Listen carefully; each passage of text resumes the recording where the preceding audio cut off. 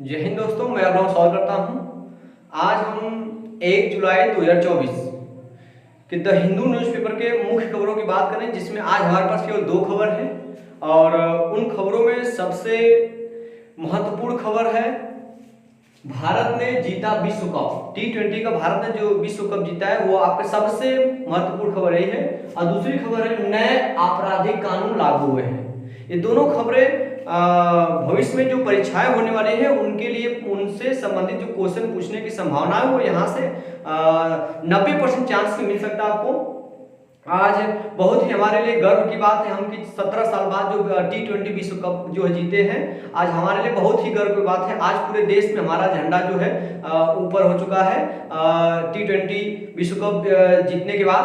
आज हम इस पर बात करेंगे कुछ गहन तरीके से, ठीक है। चलिए हम पहले खबर पे आते हैं। पहली खबर आपका है भारत ने जीता विश्व कप T20, ठीक है। आज बहुत से नई नई खबरें आपको देखने को मिलेंगी और यह खबर इसमें से निश्चय है कि और आने वाले भविष्य में जो परीक्षाएं होने वाली है उसमें जरूर यहाँ से क्वेश्चन आपको देखने को मिल सकता है। और ये मैं उम्मीद करता हूँ कि ये जो टॉपिक लिया गया है इस टॉपिक से आपको जरूर मिलेगा क्वेश्चन। चलिए तो हम बात करते हैं कि सबसे पहले बात करेंगे कि जो इसका आयोजन हुआ था T20 विश्व कप का फाइनल वाला मैच, वो दिनांक 29 जून 2024 को हुआ है। वह 29 जून 2024 को शाम को। और इसमें कौन कौन टीम शामिल थी? इसमें जो इस बार T20 में टोटल 20 देश शामिल थे, 20 टीमें शामिल बोल सकते हैं, 20 टीमें शामिल थी। और इसमें बात करेंगे कि जो है इसमें टीम भारत और दक्षिण अफ्रीका, फाइनल में कौन पहुंचा? भारत और दक्षिण अफ्रीका पहुंचा। और ये सबसे बड़ी बात ये हुआ कहां था मैच? देखिए सबसे बड़ी बात ये हमारे देश में ना होकर कहीं दूसरे देश में, वहां पे हमारा झंडा जो सबसे ऊंचा रहा उस दिन, ठीक है। देखिए ये है बारबाडोस।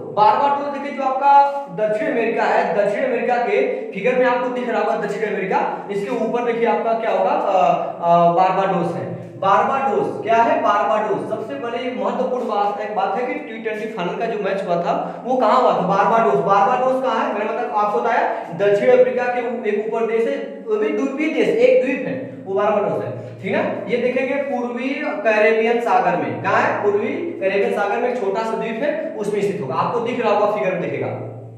चलिए हम बात करते हैं, चलेगा। तब तक कमेंट बॉक्स में आप हमें बताइए कि बारबाडोस की राजधानी क्या है? बारबाडोस की राजधानी क्या है, ये तब तक बताइए। चलिए हम बात करते हैं इसके बाद, चलेगा। इसमें विजेता भारत है। ये 7 रन से भारत 7 रन से जीता। कितने रन से? भारत 7 रन से। और ये 17 वर्ष बाद, मतलब पहला मैच T20 का पहला मैच देखिए 2007 में हुआ था। उस समय जो है भारत जीता था, ठीक है। और वर्तमान 2024 में ही 17 साल बाद लगभग भारत जीता है, 17 वर्ष बाद T20 का वर्ल्ड कप, ठीक है। 7 रन से इसमें भारत ने बल्लेबाजी किया और बनाया 7 विकेट के साथ जो है 176 रन का मतलब स्कोर दिया, जो सबसे अधिक अब तक का है। 176 रन का स्कोर दिया गया। लेकिन दक्षिण अफ्रीका मात्र 8 विकेट पे 169 रन नहीं बना पाई। क्या है? 8 विकेट 169 रन नहीं बना पाई और 7 रन से क्या होती? हार जाती है। इसमें विजेता टीम जो है भारत है, उसको विजेता टीम को राशि किसे मिलती है? इसमें राशि देखिए आपकी मिलती है वो 20.42 करोड़। वो विजेता टीम को अर्थात दक्षिण अफ्रीका को 10.67 करोड़ रुपए पुरस्कार मिला है, सॉरी राशि मिली है, ठीक है। ये दोनों विजेता हो गए। हम बात करेंगे, देखिएगा ये पुरस्कार लिस्ट है। इसमें सबसे ज्यादा इसमें बेहतरीन स्कोर जो था वो स्कोर इसमें था वो विराट कोहली जी का था। उन्हें प्लेयर ऑफ द मैच दिया गया। 76 रन सबसे अधिक स्कोर इनका है player of the match. 76 run इन्होंने बनाया कि कितने गेंद में? 59 गेंदों में, 59 गेंदों में। इसलिए प्लेयर ऑफ द मैच किसे दिया गया है? वो विराट कोहली, ठीक है, विराट कोहली दिया गया है। बात करेंगे player of the series. Player of the series किसे दिया गया? ये जो सबसे अधिक विकेट लिया उनको, सबसे अधिक रन के लिए प्लेयर ऑफ द मैच, सबसे अधिक रन के लिए प्लेयर ऑफ द मैच दिया गया है विराट कोहली को, ठीक है। और प्लेयर ऑफ द सीरीज ये सबसे अधिक विकेट लेने वाले को दिया जाता है, तो प्लेयर ऑफ द सीरीज दिया गया है जसप्रीत बुमराह को दिया गया है। कितने? 15 विकेट 8 पारी में, 15 विकेट 8 में 15 विकेट लिया है, 8 पारी में 15 विकेट लिया है, इसलिए इन्हें प्लेयर ऑफ द सीरीज चुना गया है। चले, ठीक है। बात करते हैं, देखिएगा थोड़ा सा इसमें कुछ विशेष घटना देखेंगे। विशेष घटना क्या है? T20 से संन्यास। देखिए एक तरह से ये समझ कि भारत के लिए झटका भी है एक तरह से T20 के लिए। देखिएगा T20 से संन्यास। कौन कौन? 3 लोगों ने T20 संन्यास ले लिया कि हम T20 मैच आज के बाद नहीं खेलेंगे। कौन कौन है? एक रोहित शर्मा जो भारत के कप्तान है, रोहित शर्मा, दूसरा आपके विराट कोहली है, ठीक है, और तीसरे आपके रविंद्र जडेजा। ये तीनों लोगों ने क्या संन्यास ले लिया, किससे? T20 मैच से, और वनडे खेलेंगे और, ठीक है, लेकिन इसमें इस मैच में हम नहीं खेलेंगे T20। कौन कौन? ये विशेष बन जाता है कि हाल ही में T20 से किन लोगों ने संन्यास लिया? 3 लोगों ने। कौन कौन? रोहित शर्मा, विराट कोहली और रविंद्र जडेजा। इन 3 लोगों ने क्या लिया? आपका क्या लिया? संन्यास ले लिया है। इसके बाद करेंगे अन्य तथ्य की बात करेंगे, सॉरी देखिए अन्य तथ्य की, इस तथ्य की बात हम नीचे करेंगे, अभी इसको तथ्य छोड़ते हैं। ये मतलब कौन कौन कितनी बार, जैसे वेस्ट इंडीज एक बार, ऑस्ट्रेलिया जो कितनी बार जीता है, वेस्ट इंडीज कितनी बार, भारत कितनी बार। इस पॉइंट की बात हम लास्ट में करेंगे क्योंकि थोड़ा सा इसमें कई चीजें मैं नीचे लिखा हूं। आगे बात करेंगे हम अन्य श्रेणी के अवार्ड। देखिएगा smart catch of the match, गजब का कैच लिया गया किसे? सूर्य कुमार यादव द्वारा। एकदम मतलब बाउंड्री के अंदर जाकर गेंद ऊपर तब तक अंदर आकर के कैच लिया। ये बहुत ही गजब का कैच था, एक तरह से करिश्मा समझ लीजिएगा उनके द्वारा किया गया। सूर्य कुमार यादव जी ने तो द्वारा लिया गया है, smart catch of the match दिया गया। इनका कैच आपको दिख रहा होगा या देखे भी होंगे आप।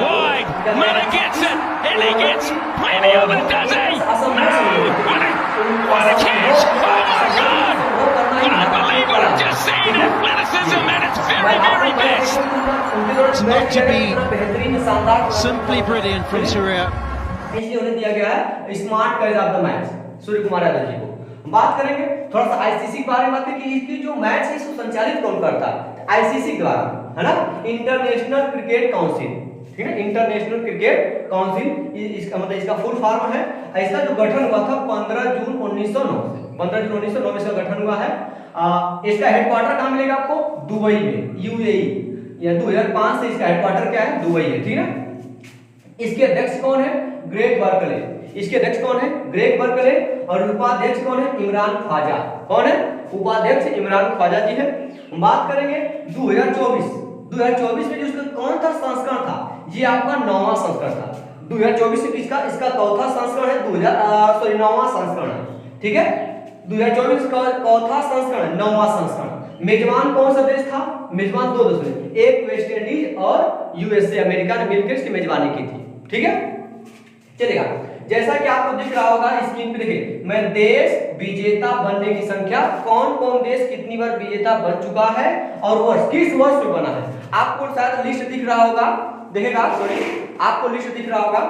पहले में देखिए, पहला आपका है वेस्ट इंडीज कितनी बार विजेता? 2 बार विजेता है, देख रहे हैं, वेस्ट इंडीज 2 बार विजेता, 2012 2016 में, ठीक है। दूसरा आपका भारत भी 2 बार जीत चुका, एक बार 2007 में, फिर एक बार आपका 2024 में। पाकिस्तान केवल एक बार 2009 में जीता है।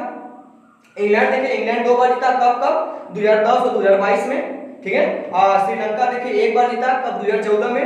इसके बाद आपका ऑस्ट्रेलिया मिलेगा, एक बार जीता है 2001 में, ये 2021 में। ये आपका था कौन कौन वर्ल्ड कप विजेता किस सन में और कितनी बार जीता है, उनकी बात करते हैं। अब तक 2 बार कौन कौन जीते हैं? एक आपका वेस्ट इंडीज 2012 2016 में, भारत भी 2 बार हो चुका, भारत एक बार 2007 में, 2024 में, एक इंग्लैंड भी 2 बार जीता है, एक बार 2010 और 2022 में। चले अब नीचे देखिए, आपको लिखा होगा, चलेगा। अब नीचे वर्ष विजेता, उपविजेता और मेजबान देश, वर्ष विजेता, उपविजेता और मेजबान देश। देखिए स्क्रीन पर आपको दिख रहा होगा, ठीक है। 2007 की बात करेंगे, 2007 में जो विजेता वो भारत था और उपविजेता आपका पाकिस्तान। पहला मैच भारत पाकिस्तान में हुआ था, समझ रहे हैं। मेजबान देश कौन सा था आपका? दक्षिण अफ्रीका, उसमें मेजबान देश कौन था? दक्षिण अफ्रीका। दूसरा देखिए 2009 में है, 2009 में ये पाकिस्तान जीता है, उपविजेता श्रीलंका था, ये इंग्लैंड द्वारा कराया गया था आयोजन, मेजबानी। अब तीसरा देखिए आपका 2010 में इंग्लैंड विजेता, उपविजेता ऑस्ट्रेलिया है, ये वेस्ट इंडीज द्वारा इसका किया गया था मेजबानी। इसके बाद आइए 2012 में देखिएगा, 2012 में वेस्ट इंडीज जो है विजेता है, इसके बाद उपविजेता श्रीलंका है। आयोजन मेजबान कौन देश था? श्रीलंका था। बात करेंगे 2014 में श्रीलंका विजेता और भारत उपविजेता, ठीक ना। और मेजबान देश कौन सा था आपका? बांग्लादेश। फिर 2016 की बात करेंगे, वेस्ट इंडीज विजेता है, उपविजेता इंग्लैंड है, कब? भारत में इसकी मेजबानी भारत की थी। आगे 2021 में बात करेंगे, ऑस्ट्रेलिया विजेता, उपविजेता आपका न्यूजीलैंड, और यह मेजबान यूएई और ओमान द्वारा किया गया था। और आपका लास्ट 2022 में दिखेगा इंग्लैंड विजेता उपविजेता पाकिस्तान, ठीक है, और ऑस्ट्रेलिया द्वारा इसकी मेजबानी की गई थी। और लास्ट 2024 जो हुआ है 9वां संस्करण, ये भारत और वेस्ट इंडीज के बीच मेजबान कौन था? यूएसए और कौन था आपका लिखा गया, सॉरी मेजबान देश, सॉरी कहाँ गया, हाँ मेजबान वेस्ट इंडीज और यूएसए मिलके, ठीक है। और अब हम लोग बात करेंगे, आते हैं दूसरे खबर बात करते हैं। देखिए जो दूसरा खबर है वो काफी महत्वपूर्ण है और ये हमारे और जो पुलिस व्यवस्था है इसके लिए जानने की आवश्यकता बहुत ही जरूरी है। और फिलहाल में पुलिस और जनता के बीच इन दोनों का, जनता के बीच और पुलिस के बीच इन दोनों का मतलब रिलेट है एक दूसरे से, इसलिए हमको इन चीजों को जानना बहुत ही जरूरी है, ठीक है। और खास कर पुलिस कर्मियों के लिए ज्यादा जरूरी है, ठीक है। देखिए जो आगामी जो री एग्जाम होने वाला है यूपी कांस्टेबल का, ये समझिए कि वहां से क्वेश्चन बन सकता है, करंट अफेयर में भी बन सकता है और इसमें ऐसे नॉर्मल क्वेश्चन में इसे वो आपका तार्किक वाला उससे भी बन सकता है। देखिए क्या इसमें, देखिए आप खुद समझ जाएंगे कि क्वेश्चन बन सकता है कि नहीं बन सकता है। पहला पद दे रहे हैं, सॉरी दूसरा पद दे 3 नए आपराधिक कानून लागू। 3 नए आपराधिक कानून लाए गए हैं। ये 3 नए आपराधिक कानून कौन कौन से पूछ सकता है और ये कब से लागू हुए, इस बात पर चर्चा हो सकती है। क्वेश्चन यहाँ से भी पूछ सकता है। देखिए कौन कौन है, पहला जो है भारतीय नागरिक सुरक्षा संहिता। पहला कौन कानून है? भारतीय नागरिक सुरक्षा संहिता BNSS, ठीक है। और दूसरा आपका भारतीय न्याय संहिता BNS, भारतीय न्याय संहिता BNS, ठीक है। और तीसरा है भारतीय साक्ष्य संहिता BS। ये 3 नए आपराधिक कानून आए हैं, ठीक। लेकिन ये क्यों आए गए, इन किसके जगह पे बदलाव होने वाले, ये भी बात करते हैं। तो जो भारतीय नागरिक सुरक्षा संहिता है ये किसकी जगह लेगा? CRPC जगह लेगा, जिसे बोलते हैं code of criminal procedure. Code of criminal procedure जगह लेगा, CRPC जगह लेगा, ठीक है। कौन? भारतीय नागरिक सुरक्षा संहिता किसी जगह लेगा। देखिए लागू हुआ, ये सब खत्म नहीं है, बस इनकी जगह कुछ समय बाद इनकी जगह लेगा, ठीक है। और दूसरा है भारतीय न्याय संहिता BNS, ये किसकी जगह लेगा? IPC जगह लेगा, मतलब Indian panel code, Indian panel code की जगह ये लेगा, ठीक है, सॉरी इंडियन पैनल कोड की जगह लेगा। कौन लेगा? भारतीय न्याय संहिता, सही है।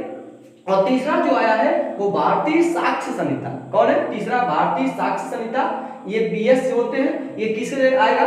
ठीक है, Indian evidence act, Indian evidence act, ठीक है। भारतीय साक्ष्य संहिता, देखिए भारतीय मतलब इंडियन, साक्ष्य मतलब एविडेंस, संहिता मतलब एक्ट, ये इसकी जगह लेगा। तो मतलब कह सकते हैं CRPC जगह कौन लेगा? भारतीय नागरिक सुरक्षा संहिता। और IPC जगह कौन लेगा? भारतीय न्याय संहिता। और IAA इंडियन एविडेंस एक्ट की जगह कौन लेगा? भारतीय साक्ष्य संहिता लेगा, ठीक है। अभी लागू सबसे महत्वपूर्ण बात, ये सबसे महत्वपूर्ण बात है कि 3 नए आपराधिक कानून कब लागू किए गए? आज के दिन, आज 1 जुलाई 2024, ये काफी इंपॉर्टेंट है। 1 जुलाई 2024 को क्या हुए? ये लागू हुए 1 जुलाई 2024। क्या लागू हुआ? 3 नए आपराधिक कानून। पहला कानून कौन है? BNSS, दूसरा है BNS, तीसरा क्या? BS, समझा रहेगा? भारतीय नागरिक सुरक्षा संहिता, दूसरा है भारतीय न्याय संहिता, तीसरा भारतीय साक्ष्य संहिता। किसी जगह लेंगे, ये भी मैंने आपको बता दिया। देखिए 1 जुलाई 2024 को लागू हो चुके, आज लागू हुआ है। और अभी तो बहुत लोगों को पता ही नहीं होगा, पुलिस कर्मियों के लिए ज्यादा जरूरी है, ठीक है। वो पुराने CRPC तहत काम करेंगे, IPC तहत काम करेंगे, लेकिन पता चला कि आप नए कानून आ गए, इसलिए एक जनता के लिए बहुत ही जरूरी है, ठीक है। और देखिए इसमें राज्य संशोधन दिया गया, मतलब राज्य थोड़ा बहुत संशोधन कर सकता है। राज्य BNSS मतलब भारतीय नागरिक सुरक्षा संहिता के प्रावधानों में संशोधन कर सकता है। जो दंड प्रक्रिया संहिता CRPC जगह लेता है, इसी जगह इसमें थोड़ा बहुत संशोधन कर सकता है भारत राज्य, ठीक है।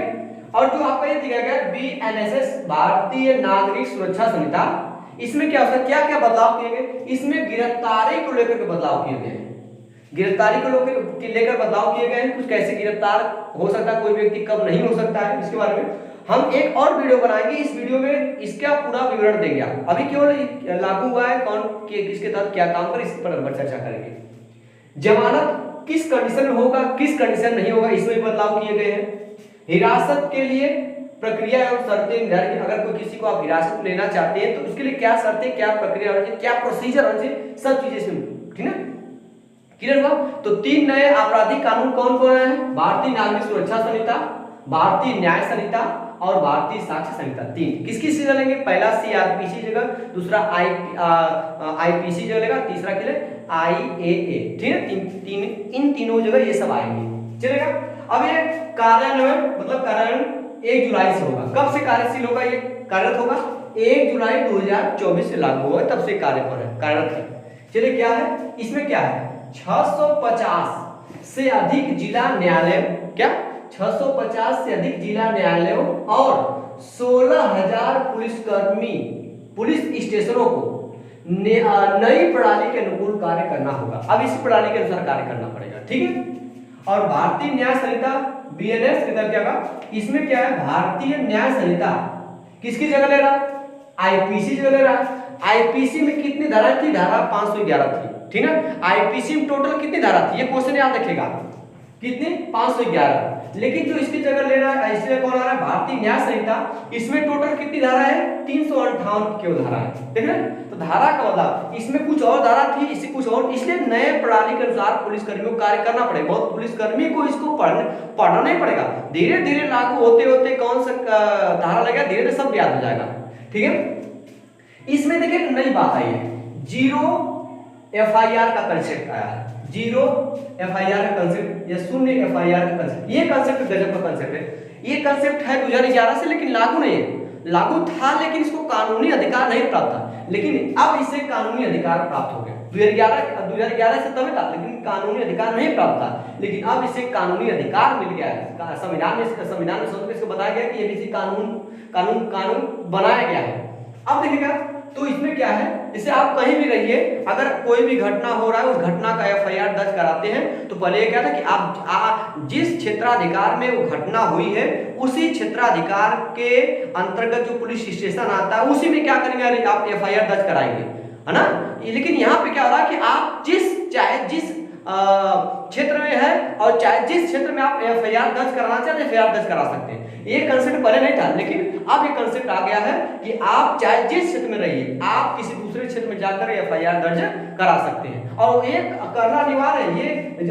ये कानून बन चुका है कि आप चाहे जहाँ आप किसी दूसरे पुलिस स्टेशन के क्षेत्र के अंदर कराते हैं और आप कहीं और रह रहे हैं, अब घटना वहां घटी है तो चाहे जहां आप रिपोर्ट एफआईआर दर्ज करा सकते हैं। सबसे महत्वपूर्ण बात है इसमें वीडियोग्राफी होगा। अगर मान लीजिए पुलिसकर्मी घटनास्थल पहुंचते हैं, अब क्या हो रहा है, इसके पहले वीडियोग्राफी करते थे लेकिन जरूरी नहीं सर, लेकिन अब ये अनिवार्य कर दिया है। यदि कोई पुलिसकर्मी या कोई भी पुलिस व्यवस्था में है शामिल है, अगर वो किसी घटनास्थल में पहुंच रहा है तो क्या करेगा, उसका एक वीडियोग्राफी जरूर बनाएगा।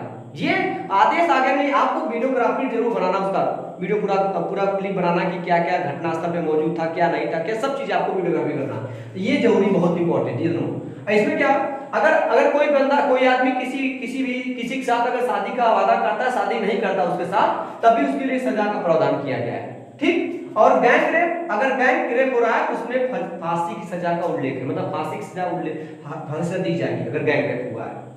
मॉब लिंचिंग, मैंने आपको कुछ दिन पहले मॉब लिंचिंग बताया था। मॉब लिंचिंग क्या होता है, यदि जनता द्वारा किसी गलत कार्य के लिए किसी व्यक्ति को सजा दी जा रही है तो वो मॉब लिंचिंग होती है, ठीक है। जब सामूहिक रूप से जनता उसको सजा देगी तो इसे मॉब लिंचिंग होती है। तो मॉब लिंचिंग अगर कोई करता है, उसमें कोई पाया गया तो उसको भी सजा दिया जाएगा, क्योंकि सजा देने का अधिकार या सजा सुनाने का अधिकार न्यायालय का है, ठीक है, याद रखिएगा। अगर महिला के साथ कोई अपराध हुआ है तो महिला का स्टेटमेंट लेना है, तो इसके लिए एक महिला पुलिसकर्मी होनी चाहिए। उसके साथ ही साथ उस महिला के घर का कोई गार्जियन होना चाहिए। देखिए लिखा गया स्टेटमेंट रिकॉर्ड करना है तो महिला प्लस गार्जियन, महिला उसके साथ कोई गार्जियन होना चाहिए, और एक महिला कर्मचारी ही उसका स्टेटमेंट लेगी। ये आपका क्या है, अंतिम नए आपराधिक कानून है। और अगर इसके बारे में और डिटेल जानकारी चाहिए तो मैं किसी दिन वीडियो बनाऊंगा, इसके बारे में अंदर तक जानकारी दूंगा कि कौन सा धारा किसकी कब काम करे। इसमें टोटल 358 धारा है, ठीक है, कौन किसी जगह लेगा, ये हो गया। ये बहुत ही महत्वपूर्ण है खबरें हैं, ये आपको जानना जरूरी है। आज के लिए इतना ही, और अब हम मिलते हैं नेक्स्ट क्लास में।